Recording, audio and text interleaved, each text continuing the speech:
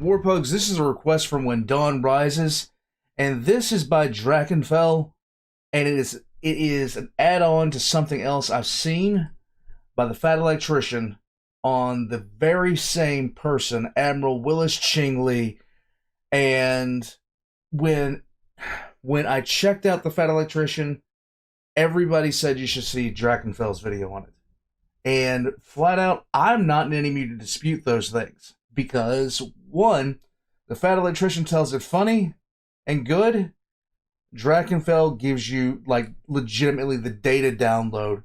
Sometimes it's funny, but everybody said that I should check this out from him. And 100% I'm going to do that. Now, the thing about it is, this is not the first person who has had vision problems that has wound up being just unrelentingly the most deadly human being known to exist. And this guy fought the Bureau of Ordnance, and he already wins in my book for doing that. Because it was because of Drachinifel that I gained a whole new appreciation for the words Bureau of Ordnance and defunct. The Mark 14 caused me intense amounts of rage. I'll just say it and leave it there. Warpugs, we're going to check this out. All of Drachinifel's links are going to be in the description down below. 100% recommend that you check him out, because when it comes to naval historians, I haven't found anybody that even comes close. Not even close. By a long shot. Everything he does that I have checked out has been informative and entertaining, if not stress-inducing when he's talking about the Bureau of Ordnance. So, let's jump into this. And thank you, When Dawn Rises, for the recommendation. Like, subscribe, all that kind of stuff. I need to shut up and just go.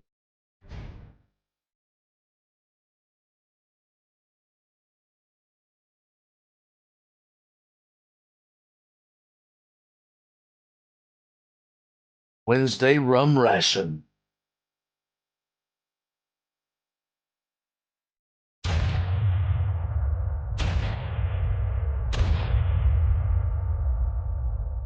As somebody that has been around naval guns when they're firing, I can only imagine the chest compression value of a 15-inch shell going off around me.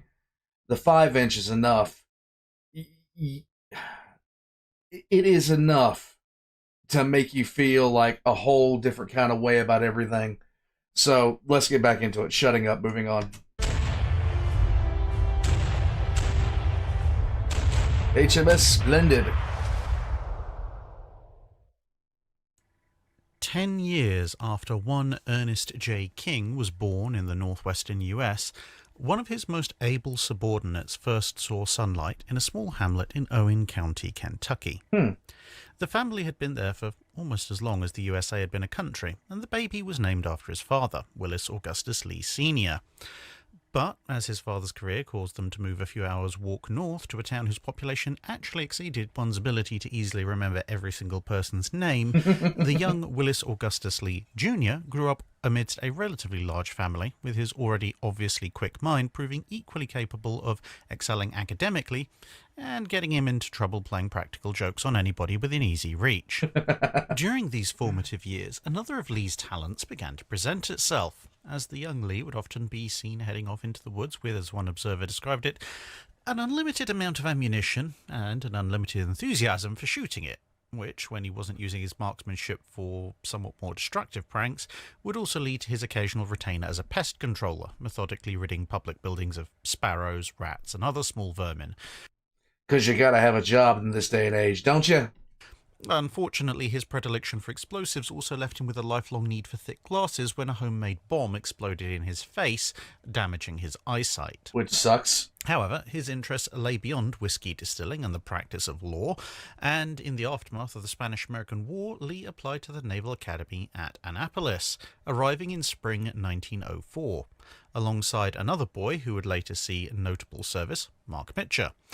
although the latter's career would be put back somewhat by poor performance, which forced him to resign and then reapply a couple of years later.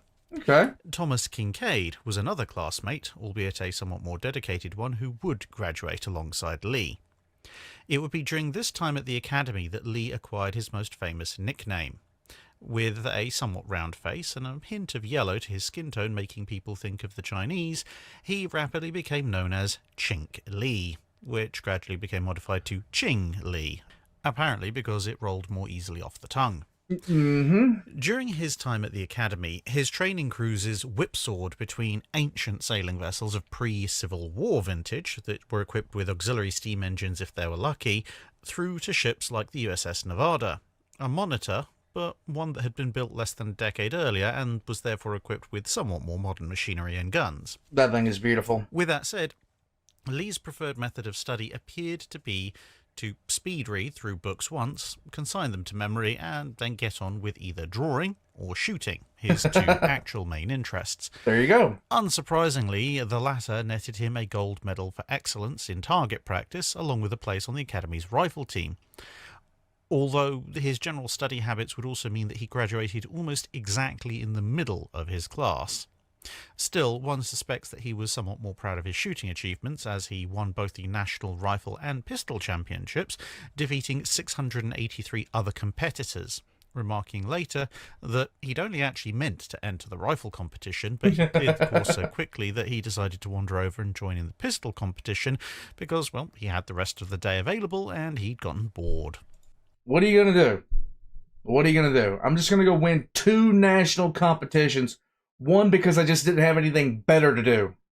He used specialist sporting glasses for these competitions, where one lens was only a half lens to make sure that a bolt coming back didn't smash the glass straight back into his face.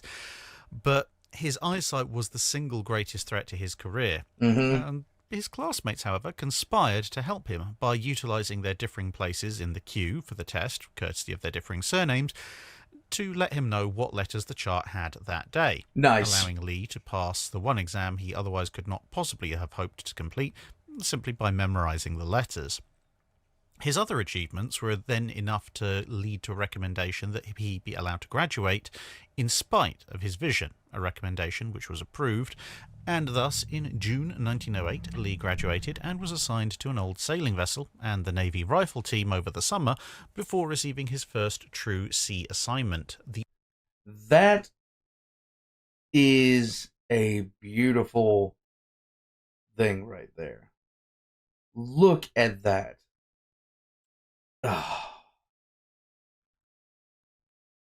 I would be remiss if I did not say that if it was offered to me to go on a cruise on one of those things, even if I went through a storm, even if I went through the North Sea, I would gladly do it just for the experience of being on a sailing vessel.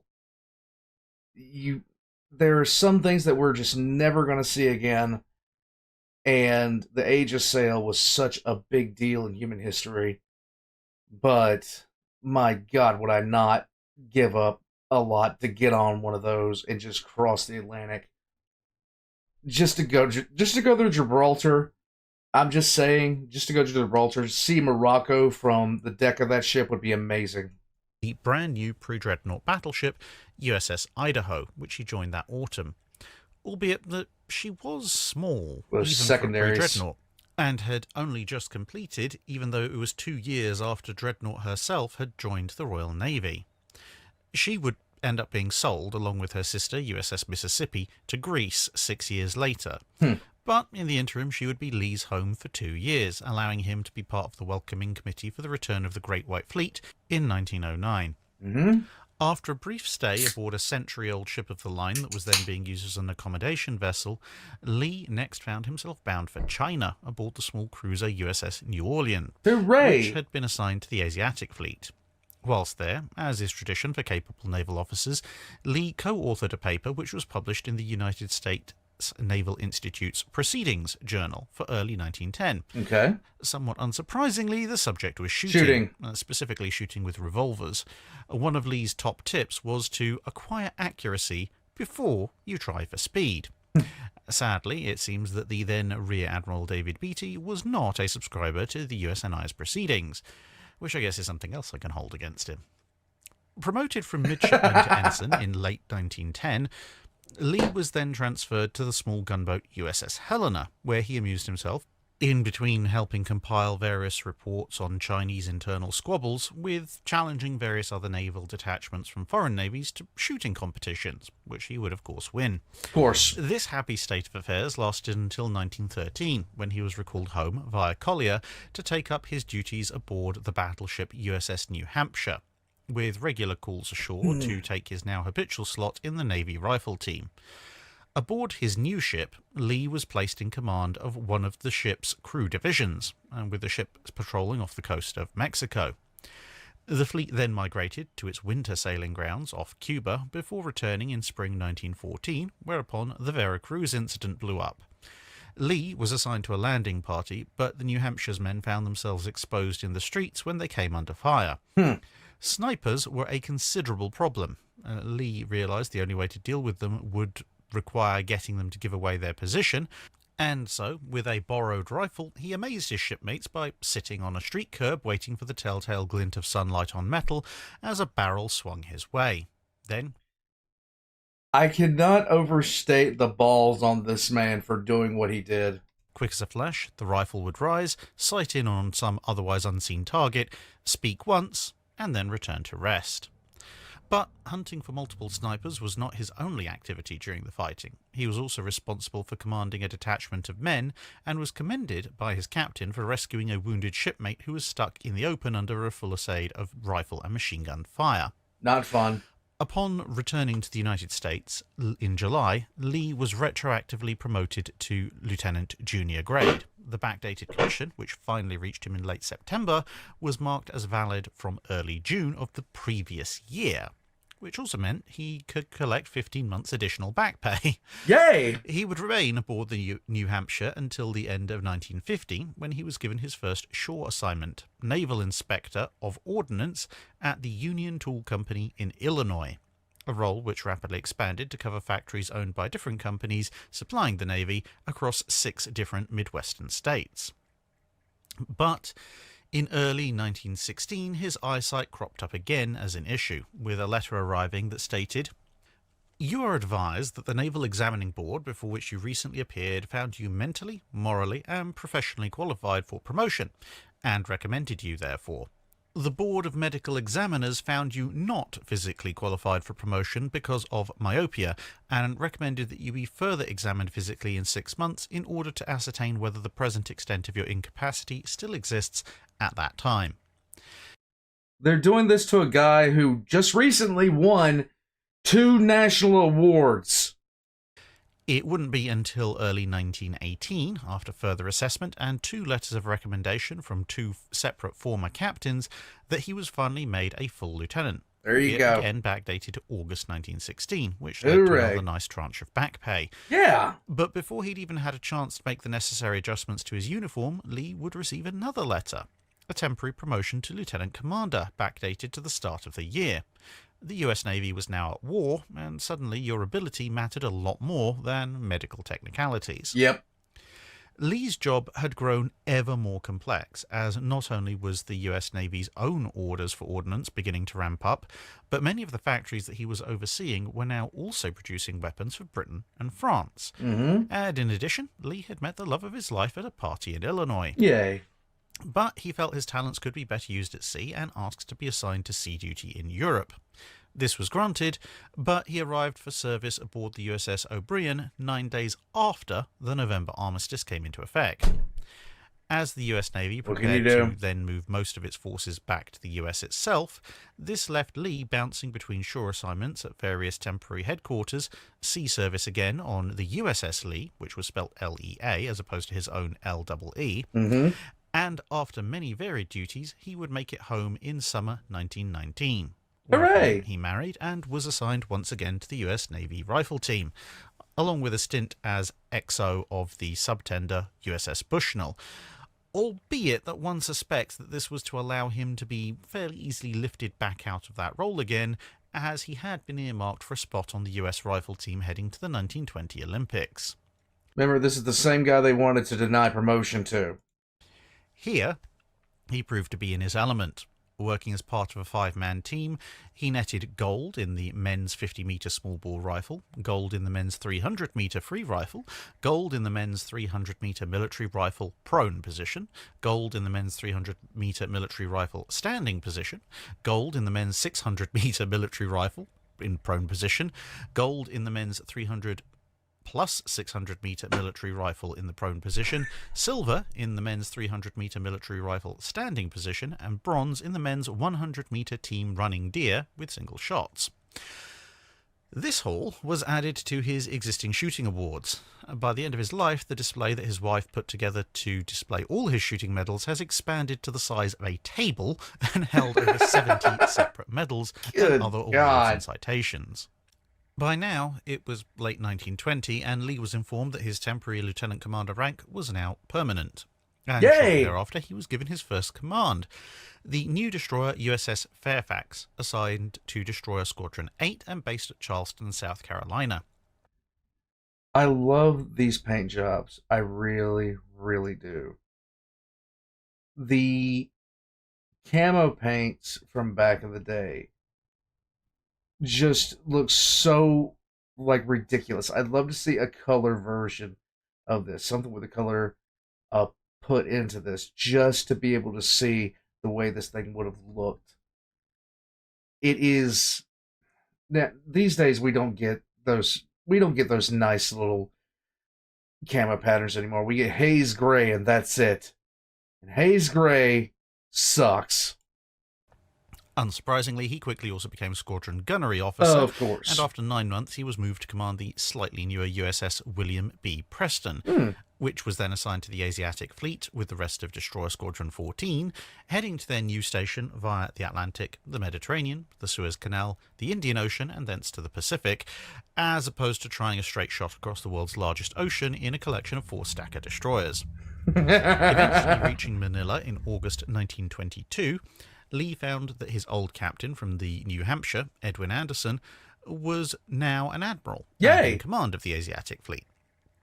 During his tenure, Lee advanced another technology he'd begun working on whilst aboard the Fairfax, automated rat extermination. Formerly done by air rifle with a tripwire, he now had arranged an electrically operated guillotine with a push button to dispatch unwanted intruders to the wardroom.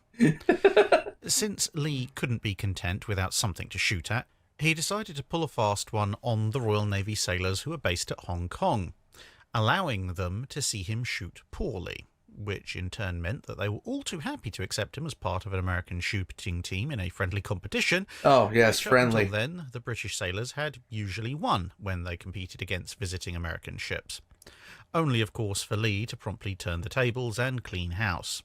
Of course. His ship would also take part in the relief efforts surrounding the Great Kanto earthquake, with Lee also taking every opportunity to spread his love of shooting to the ship's gunners, working with them to devise solutions to the inadequate rangefinders they'd been equipped with, as well as giving a hand to a British team that was attempting the first flight around the world. Hooray! Their competition was from the US Army. So when the British aircraft crashed and a replacement had to be rushed almost 8,000 miles to the crash site, Lee and his destroyer were only too happy to oblige. In the end, the American plane won anyway, as fog got the better of the replacement British aircraft somewhere off the Canadian coast, but, it wasn't for lack of trying. Okay. Summer 1924 would see Lee back in the US, back on the Navy rifle team again, and serving in New York Navy dockyard, where autumn 1926 would find him being promoted to commander, with another happy retroactive promotion date, this time to April of the same year. And immediately after the letter, Lee was assigned as executive officer of the auxiliary ship USS Antares, whose main duty... I like that name. If any of you have read the stories I've been writing on as far as the HFY boards, you know why. At the time was to repair targets shot up by warships of the fleet. After a year of this duty, Lee was back in command of yet another 4-stack destroyer, this time the USS Lardner of Destroyer Squadron 9. This would be his last destroyer command, as in summer 1928 he was sent to the Naval War College, where he studied alongside the then commanders Oldendorf and McCain, amongst others. Graduating in 1929, he was then briefly assigned as an ordnance inspector and then back onto the Navy shooting team, this time as its captain, before being sent to serve on the Chief of Naval Operations Staff, where he wrote a paper on compensating for the effect of Earth's rotation when firing battleship guns at long ranges, which a fire control officer on USS West Virginia read and applied to his ship's guns. Mm-hmm. The battleship then went on to win the fleet's gunnery competitions for 3 years running. There you go.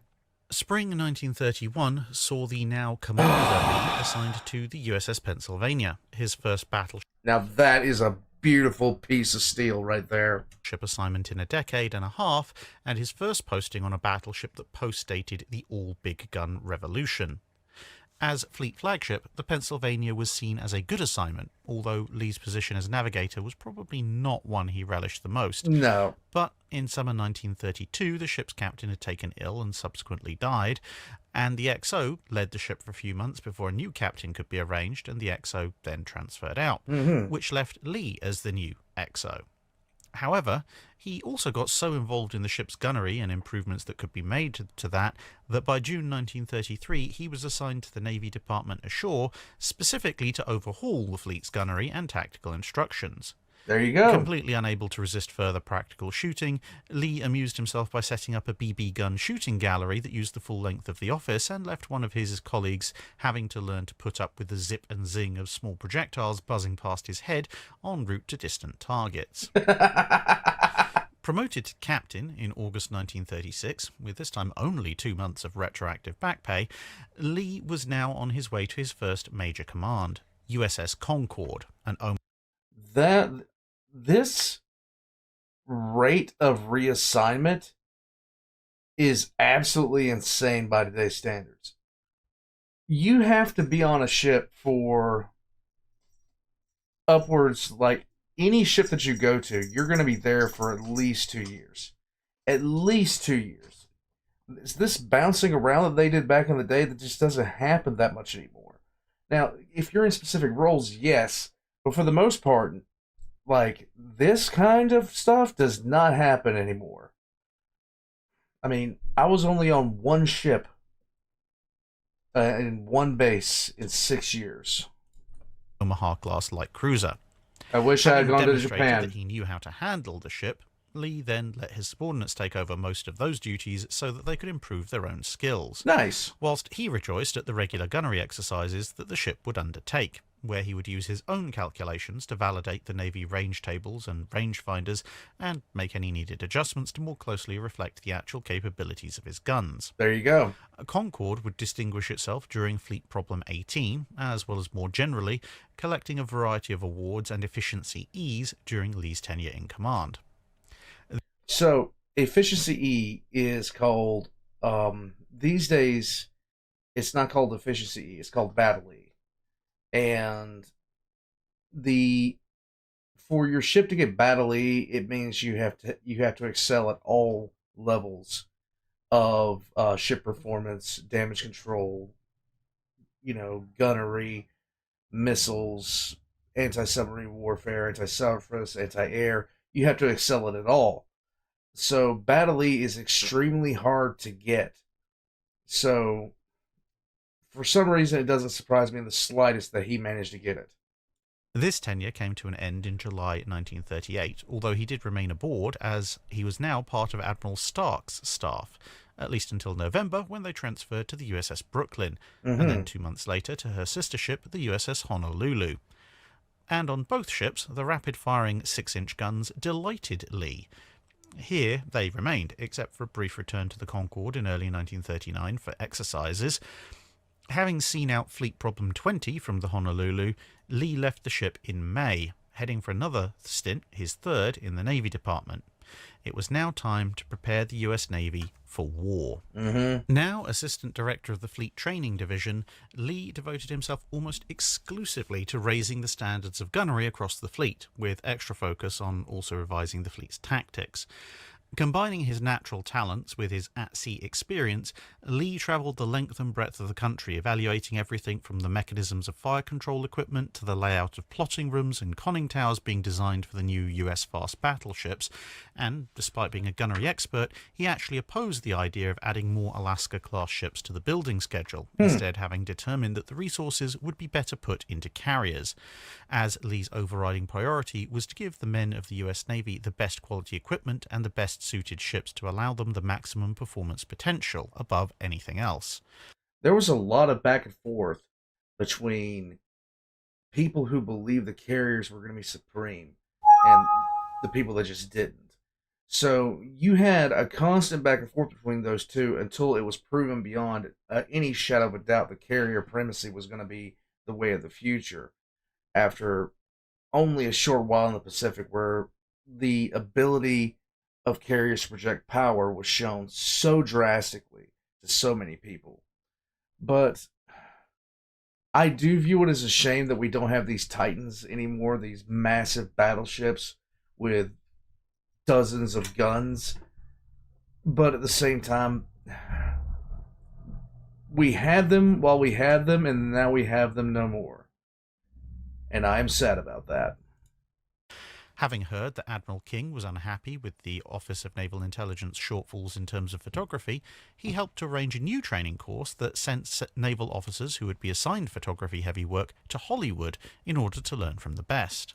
He also conspired, partially behind King's back, to send key officers over to the UK to learn the art of photo interpretation, something that by 1940 the British had become somewhat expert at via necessity. Those resulting lessons were then incorporated into a school of photo interpretation back in the US, giving the United States Armed Services an immediate advantage when, a year and a half later, working out what a photo of a small specific island actually showed could be a matter of life or death. Again operating semi-covertly, Lee cancelled the orders of one officer he thought was especially promising, who was on his way to command a destroyer, and instead sent him to London as naval attaché, but privately telling him to effectively exile himself to Scapa Flow and the British Home Fleet. Specifically telling him, send us all the information you can think of value to the Navy in regard to tactics, gunnery, convoy operations, anti-submarine warfare, air defence, and the practical aspects of shipboard radar as far as reliability and performance are concerned. It's such a weird thing to remember that back in the day radar just didn't exist. And even in World War II, so many vessels just didn't have it. 8 months of reports from Lieutenant Commander Wellings thus gave Lee the necessary ammunition to take on the Naval Research Laboratory. They'd been opposing closer work between the Royal Navy and the US Navy on the grounds that they believed that the US Navy was ahead of the Royal Navy in almost every field, courtesy, of course, of Naval Research Lab's own inventions, whereas Lee now laid out in exacting and excruciating detail how in almost every field bar carrier operations, in his opinion, it was the US Navy that was deficient. Soon enough, a slew of officers was heading across the Atlantic eastbound, and experience and ideas were flowing westbound, along with Wellings, who returned to the US in summer 1941 after having had a front-row seat to the demolition of the battleship Bismarck, as he'd been aboard HMS Rodney at the time. Nice. Whilst all of this had been coming across the Atlantic, Lee had managed to get himself aboard HMS King George V earlier in the year when it came over to take various British officials to their part in a conference with the US. My God, that thing's beautiful. Lee was then promoted to Director of Fleet Training, and here he set his teeth into a number of additional efforts, including a minor war with the Bureau of Ordnance over whether to focus the fleet's anti-aircraft efforts on the 5-inch 38 gun, which was the Bureau of Ordnance preference, or whether to also look at replacing the 50 cal and 1.1-inch light and medium anti-aircraft guns. Fortunately for all concerned, Lee managed to find an ally in a senior Bureau of Ordnance officer, Rear Admiral Blandy, and between them they engineered the programs that saw the introduction of the 20mm Oerlikon and 40mm Bofors into US Navy service, as well as the expansion of anti-aircraft training programs so that the men of the fleet would know what to do with the new guns. Lee was also concerned with the adoption of new Mark 14 sights for the proliferation of anti-aircraft weapons, and was especially interested in the something Mark 14 anything. If it has an M and a 1-4 in it, I don't want to know about it. Deployment, use, and effectiveness of radar in the fleet. Lee recommended another school be set up to train operators in how to use all this new electronics, as well as learning the details of how it worked himself. September 1941 saw his efforts partially rewarded with a promotion to Rear Admiral, but barely had his adjusted dress uniform arrived back from the tailors than the Japanese attacked Pearl Harbor. There you go. Lee took the attack in stride. Whilst some officers would sink into a temporary depression as the scale of the disaster became apparent, Lee's primary response appears to have been to just put extra emphasis on sending as many rounds of ammunition to the new front lines as was humanly possible. Soon after, Admiral King took up the reins as head of the Navy, met with Lee, redesignated fleet training to fleet readiness, and sent him back to work. Lee determined, amongst other things, that the new levels of wartime security fell far below the requirements when you compared how they actually worked to how they should have operated on paper, and he decided to get himself an ID card with Hitler's photo on it instead of his own. This is sad. This actually happened. Which went completely unchallenged. It eventually took the production of yet another card with a photo of an actress on it to get him stopped after half a day of wandering around one of the most heavily guarded facilities in the continental United States. Lee may have been many things, but a Mae West lookalike turns out to not be one of them. No. He now turned his attention to the vast array of deficiencies that were cropping up in a navy that was struggling to adapt from peace to war. Submarines reported they were having to cut short their patrols due to a lack of pure water. There were new evaporators that could do the job, but they were held up in endless rounds of paperwork and testing. He sent out a one-line directive ordering every available unit to be moved out to the fleet for installation, paperwork or not. Later, Lieutenant Commander Arleigh Burke complained to one of Lee's subordinates that a supplier was providing poor-quality breeches for the new 40mm Bofors guns that were then in production. Lee told his subordinate, Pete McDowell, to let the Bureau of Ordnance know that they should switch suppliers. The Bureau of Ordnance came back more interested in where exactly he'd gotten that information than whether or not it was actually true. Of course, because a witch hunt is always better than solving the problem, is it not?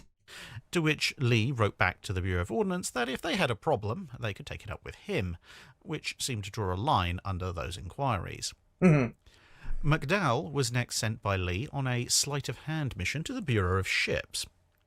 Having worked out the maximum number of 20mm, 40mm and 5-inch anti-aircraft mounts that could physically fit on a ship, he came bearing a letter asking them to sign off on the procurement of the necessary guns. The Bureau of Ships resisted, worried about the effects of so many anti-aircraft weapons on seaworthiness. McDowell pointed out reasonably that the letter only authorised the procurement of the weapons. The Bureau of Ships relented and signed the document. McDowell then headed back to Lee's office, erased the full stop, and appended "and installation" onto procurement, which was the final sentence of the letter, and sent the letter up the line. There you go. And soon enough, any time a US Navy ship arrived back in port, they'd find a bewildering array of anti-aircraft guns just waiting to be installed. There you go. Lee applied his particular brand of practical logic to all sorts of things. When the VT fuse, actually the radar-guided proximity fuse, was held up by insistence that it should be 100% reliable, there is no such thing as anything that's 100% reliable. Fat Electrician said it. I said it when I checked him out on this. This was stupid. This is pathetic. This is annoying. This is the Bureau of Ordnance at its finest. Overruled that demand and fast-tracked them for production and frontline duty. When the Bureau of Ordnance and the Bureau of Ships dragged their feet on installing radar on every ship in the Navy, claiming production shortages, Lee sent them a note telling them that, well, if they couldn't produce enough radars in the United States, they should supplement their stocks by buying British. Magically, new radars suddenly materialised. On the 10th of August 1942, having further not so much stepped on Buord's toes as repeatedly run over them with a steamroller, as his department fast-tracked dozens of innovations for Operation Torch almost before the "but that's not gone through all of our paperwork" could leave Buord's desk, Lee was rewarded for his diligence by Admiral King. He was given a new job. Commander of the first US Navy fast battleship division in history. There you go. With his flag to be raised on the newly commissioned USS South Dakota. He began assembling a staff as the ship sailed for the Pacific. That thing is beautiful. Shortly after the arrival there, the ship hit an uncharted reef that sent it back to Pearl Harbor to repair a 150-foot gash in the hull. 150-foot gash in the hull would send most ships to the bottom today. Lee remained in the Pacific aboard a transport with his current one-man staff until a few days later when, on the 14th of September, USS Washington arrived, which would now become Lee's flagship. There you go. The other part of the small division being made up of Washington's sister ship, USS North Carolina, at least for the next 24 hours or so, until the submarine I-19 blew a hole in North Carolina's bow whilst in the process of sinking the carrier USS Wasp. And just like that, what should have been a 3-battleship division was just USS Washington, with Lee and his sole staff member aboard. There you go. Still, he took the opportunity to expand his staff somewhat and began hauling in certain members of Washington's crew for detailed questioning. First, a lieutenant who was in charge of the ship's electronic maintenance and could tell him all about the radar that had been installed on this particular vessel. Then the ship's fire control officer, and then officers from other ships in his formation, such as USS Atlanta's gunnery officer. I want to point this out just because I know. So, this right here, this little marker, there's my mouse. This still exists in the Navy today. There are certain hatchways and other places that are meant to be closed down when certain conditions are met. And this is Condition Zulu here. So if you hear Condition Zulu, this door must be closed and stay closed. Lieutenant Commander Hooper, the Washington's fire control officer, was a particularly frequent visitor. Technically, Commander Walsh, the ship's gunnery officer, should have been there, but Hooper had a far deeper understanding of the underlying technology than Walsh did, and even Hooper struggled to keep up with Lee, who was convinced, amongst other things, that the Bureau of Ordnance's tables for the ship's powder were wrong.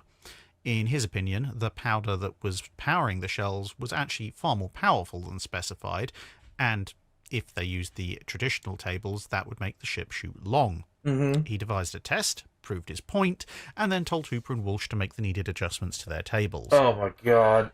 Look, this guy. His search for new staff turned up a second man, Lieutenant Commander Zern, who became his flag secretary, which was just as well since Lee only tended to do the paperwork which actually interested him, whereas Zern seemed to exist in large part simply for the questionable joy of filling in Navy forms in triplicate. Zern then in turn sourced a couple of communications officers, and Lee's staff was up to a mighty 4. Yay! It would grow as the course of the war went on.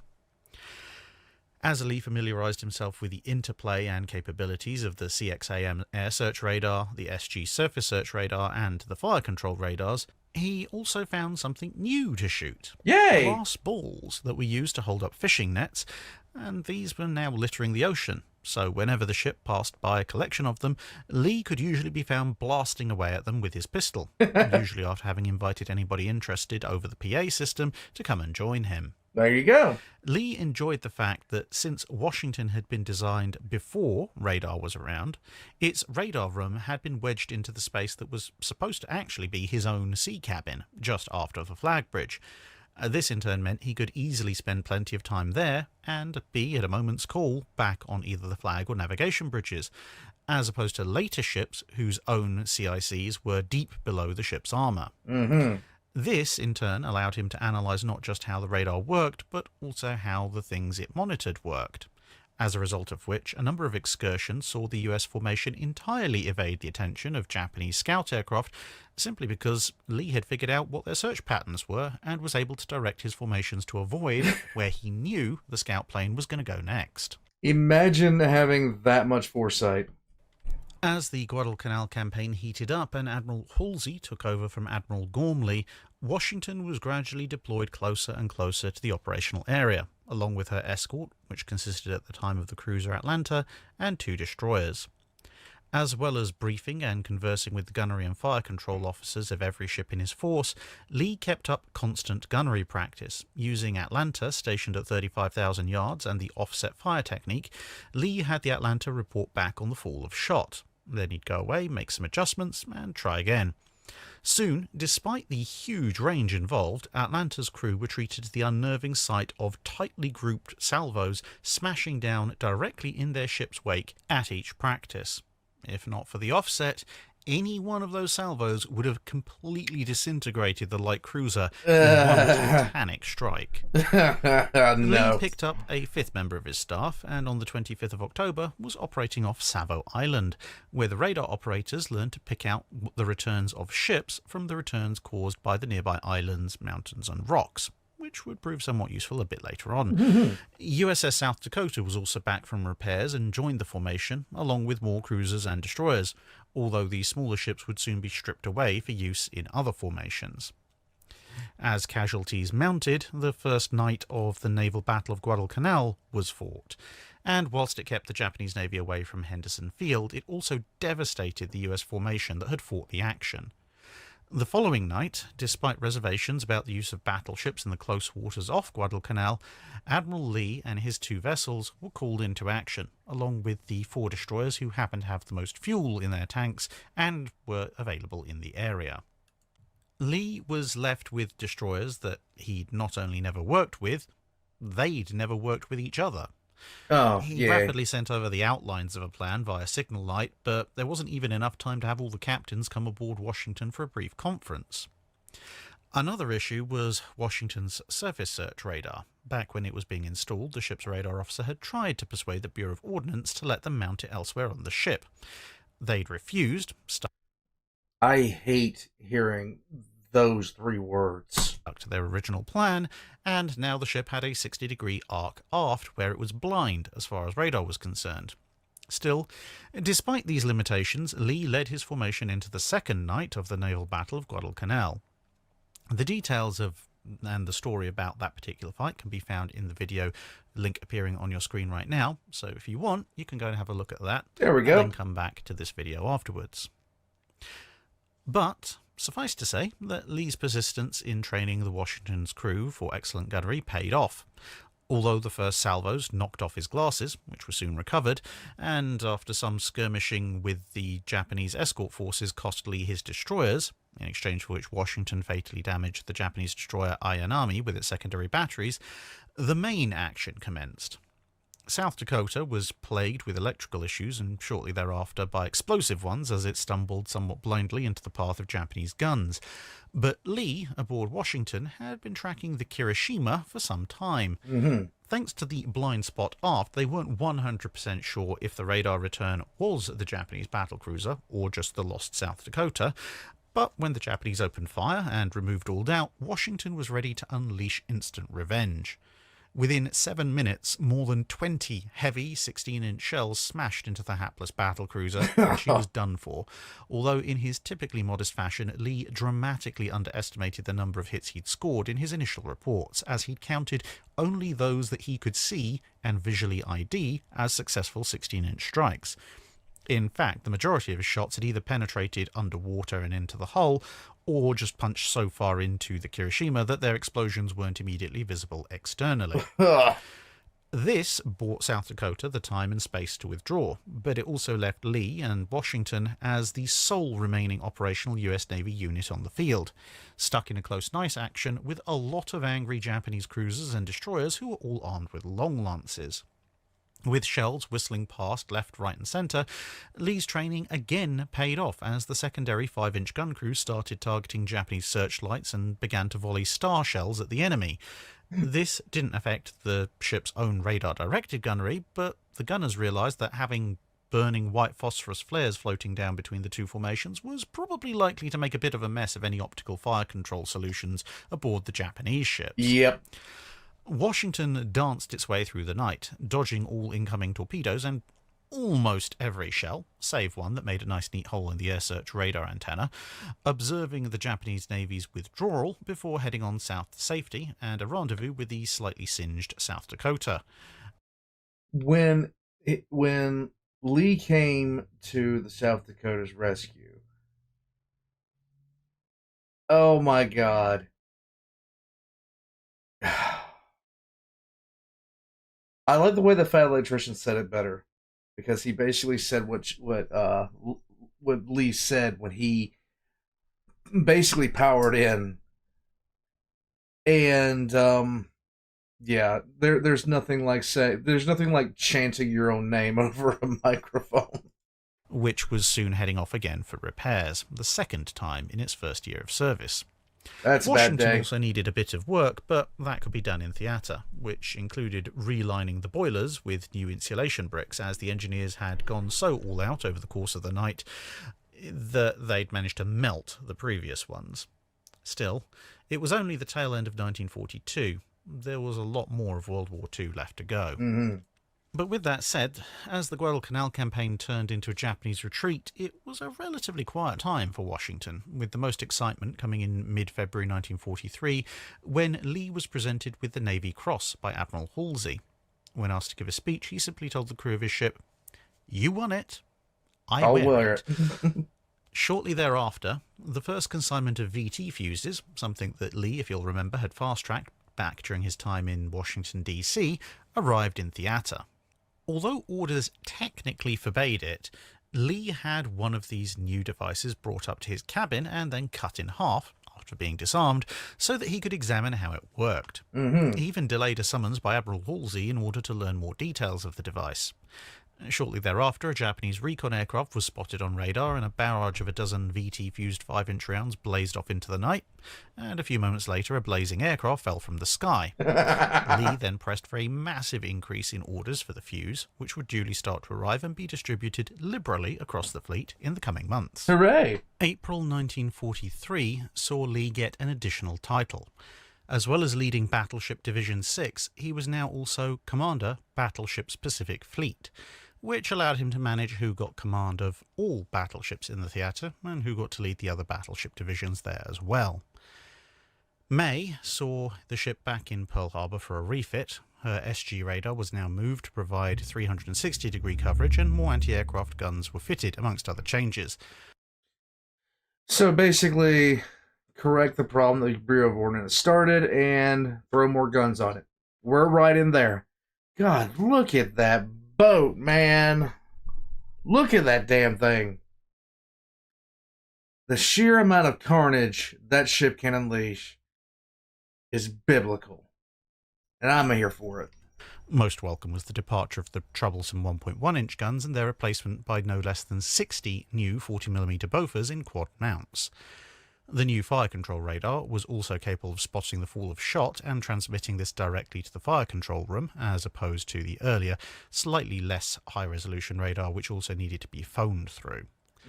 An omen of what was to come was an additional shipment of nose-fused high-explosive shells suitable for shore bombardment. Mm-hmm.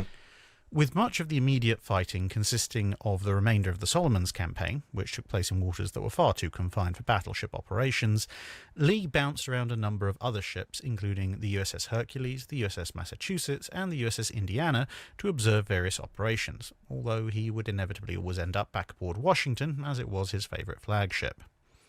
However, as the Gilbert Islands operations got underway, the battleships were back in business, primarily as anti-aircraft escorts, but when the island of Nauru was scheduled to be bypassed instead of invaded, it was noticed that some of the industries there could use a reduction in their capabilities. And so Lee summoned every operational fast battleship in the Pacific.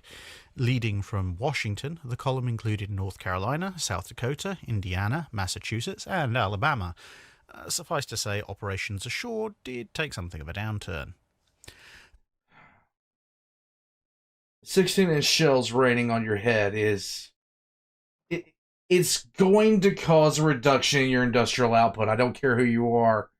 The arrival of Lee's erstwhile classmate Mark Mitcher to lead a fast carrier force that the battleships were escorting was a welcome event for Lee, as it meant that the two admirals worked exceptionally well together.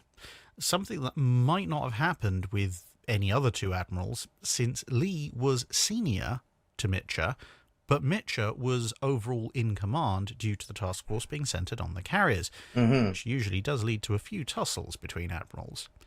The arrival of the Iowa and New Jersey in early 1944 boosted the firepower of Lee's command considerably. The exact ships that were assigned to his particular division would fluctuate over the course of the conflict, but whilst they'd get to take part in a number of shore bombardment operations, the majority of this role would be fulfilled by the older battleships, as the faster units were typically either screening the carriers from air attack or forming a skirmish line in case the Japanese Navy's capital ships came out to play. Just take a look at this real quick. You almost can't even fathom how big this gun carriage is. It's almost too much to consider, but these are secondary guns up front.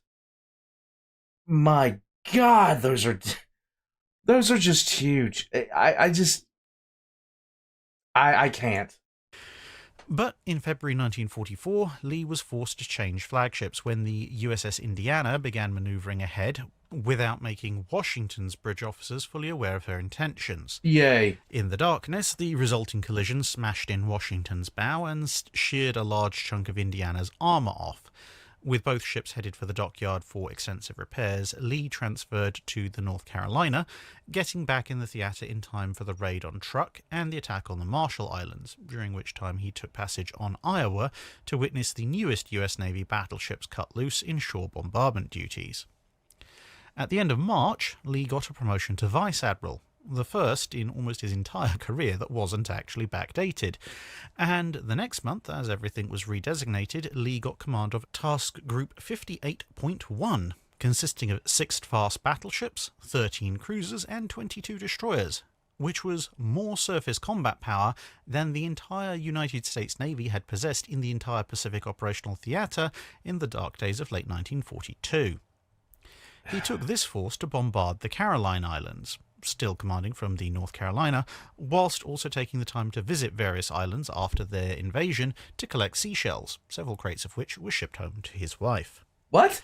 In May, there was a brief stint aboard the New Jersey You gotta have goals. until at the end of the month, Washington reappeared with a brand new shiny bow, and Yay! almost immediately moved back home. The invasions, shore bombardments, and escort missions went on, and Lee would get a chance to engage the Japanese surface fleet in the run-up to the Battle of the Philippine Sea, as an idea was floated to have the US fast battleships run in at night and attack the Japanese fleet. Despite his success at Guadalcanal, Lee declined the opportunity, as he didn't feel that most of his ships had enough night fighting training and didn't want to unnecessarily risk thousands of lives in an environment where one lucky spread from a Japanese destroyer could unmake a fast battleship. This is why I really like him. The decisions that he made, like, this is just another decision that he made that just ranks up there for me as yet another reason to appreciate this guy. You could get a hold of some gung-ho idiot who thinks they can do this. They'd run in there, get people killed. But he just looked at the situation and said, we don't need to do it. And if we did it, we could wind up losing a lot of people. So he didn't chase glory. He didn't chase glory. And I can appreciate that in so many ways. People who chase glory tend to get other people killed besides themselves. As it turned out, the engagement became the Great Marianas Turkey Shoot anyway, and the battleships had plenty of aerial targets to shoot at instead. Later that year, of course, came the Battle of Leyte Gulf. Lee was fairly certain that Kurita's forces would show up in the San Bernardino Strait, and he made repeated signals to that effect, but a combination of an overly important female staff aboard the USS New Jersey that kept most of those signals from Halsey, plus Halsey's own single-minded determination to the signals he did receive, meant that unless he was willing to act in complete insubordination to his commanding officer, Lee had to tag along for the ride north and endure the increasingly frantic messages coming from Admiral Kinkaid and the Taffy forces as Kurita's forces charged in the next morning.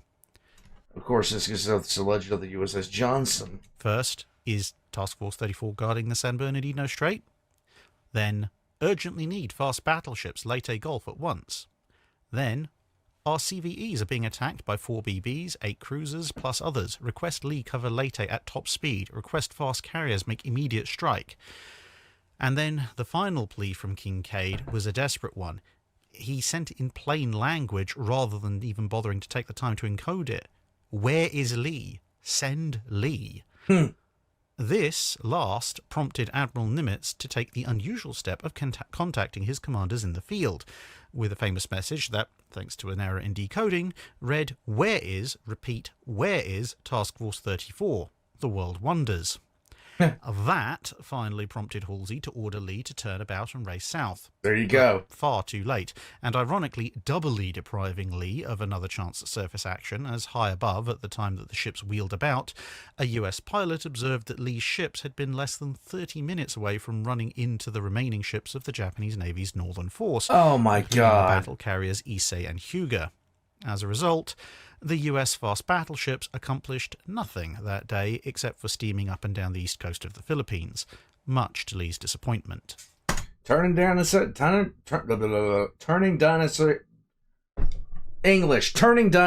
into hot air and noise since time immemorial. We're here for it, baby. In late November, Lee switched flagships to USS South Dakota. Not by choice, but mostly because Admiral Nimitz told him to, where Lee got front row seats as Halsey's next trick was to sail them all into the heart of a typhoon, which Lee also warned him about. Afterwards, most of the remaining war for the fast battleships consisted of plugging away at incoming Japanese aircraft off a variety of islands and the occasional detachment to shore bombardment duty. And in April 1945, the Yamato, the last serious surface combatant threat to American battleships, succumbed to carrier-borne air attack. Faced with increasing levels of kamikazes, Lee was concerned that the VT-fused 5-inch rounds had no self-destruct mechanism, which meant that if a round was fired and missed its target, then if it fell back to Earth in the path of another American ship, of which there were quite a few by this point, the fuse would activate and then spray the friendly vessel with blast and fragments. Lee sent a message to the Bureau of Ordnance asking for a similarly timed self-destruct unit to those that were already fitted in 20mm and 40mm cannon shells. The Bureau of Ordnance replied that they had no immediate plans for such a thing. Of course they don't. Lee countered with a message stating that their previous answer was not acceptable, and also supplied a solution that he'd devised while he'd been waiting for their initial response. South Dakota underwent a brief overhaul in May, and during this time Lee learned that his time of command at sea was soon to be over. There just weren't any other Japanese battleships left operational to fight, even if a handful, Issei, Hyuga and Nagato, were still technically afloat somewhere in Japanese harbours. And with increasing casualties suffered from kamikaze attacks, Lee was wanted back home to devise countermeasures. Over the course of late June, Lee shaped a course for the continental United States, a place that he hadn't been since early 1942, and then got stuck into a wide variety of new anti-aircraft measures, some of which would make it to the fleet before the war's end. Others would have to wait until after the war to be implemented. But the war itself was now coming to an end quite rapidly. News of the atomic bombs made that pretty much certain, and the US Navy was already winding down its continental United States operations over the course of August, even before the surrender ceremony had actually happened. Yep. Still, even as his staff diminished, Lee headed for work each day until, on the 25th of August 1945, he boarded a boat to take him out to one of the destroyers conducting the experimental work.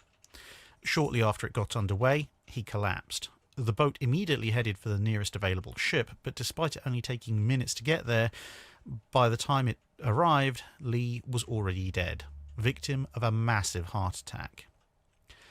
3 days later, he was buried with full honours at Arlington, but his legacy would live on. His habit of finding some of the most able officers in the fleet and bringing them onto his staff would see an unusually high number of them reach flag rank. And a new large destroyer was named in his honour, the USS Willis A. Lee, DL-4, which would serve the United States for almost 2 decades before retiring from the fleet in 1969. Lee remains perhaps the finest battleship admiral that the US Navy ever produced, and in the estimation of many who served with him, also one of the finest admirals to ever serve with. Don't doubt it. This video would not have been possible without the kind assistance of the US Naval Institute Press, who sent me a release copy of Paul Stilwell's new book, Battleship Commander, The Life of Vice Admiral Willis A. Lee, Jr.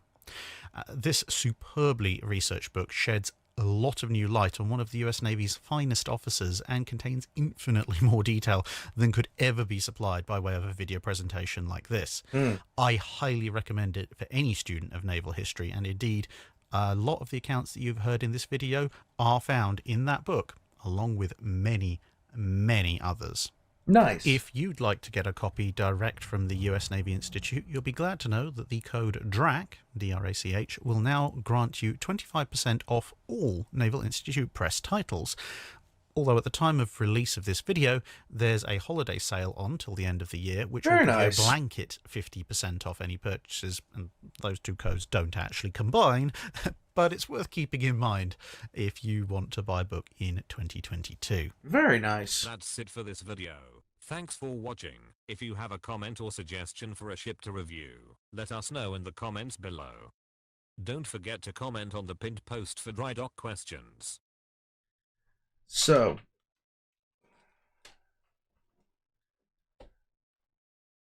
this added some details to an already impressive story. This added a lot of details to an already impressive story.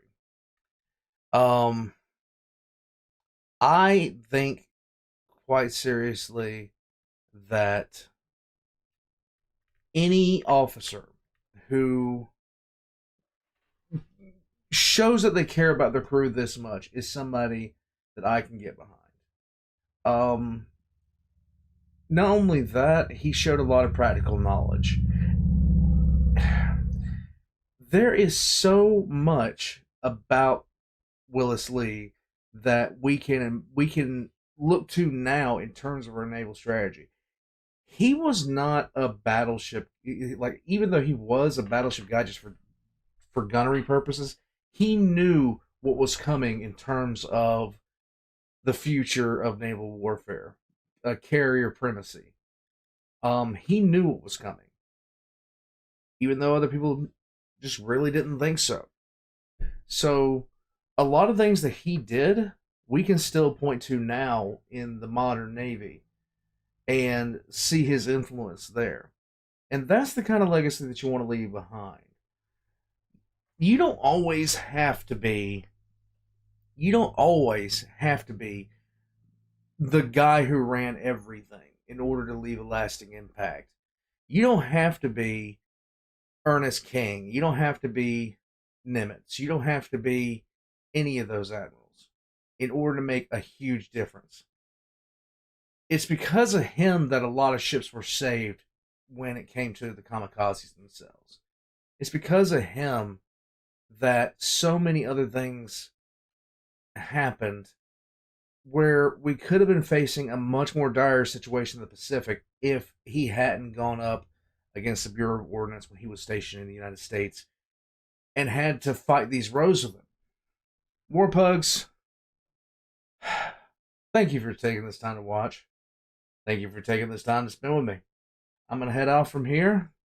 I can see why you guys wanted me to check this out, and I'm glad I did. I'm going to move on from this. All of Drachinifels links are in the description down below, including his discount code.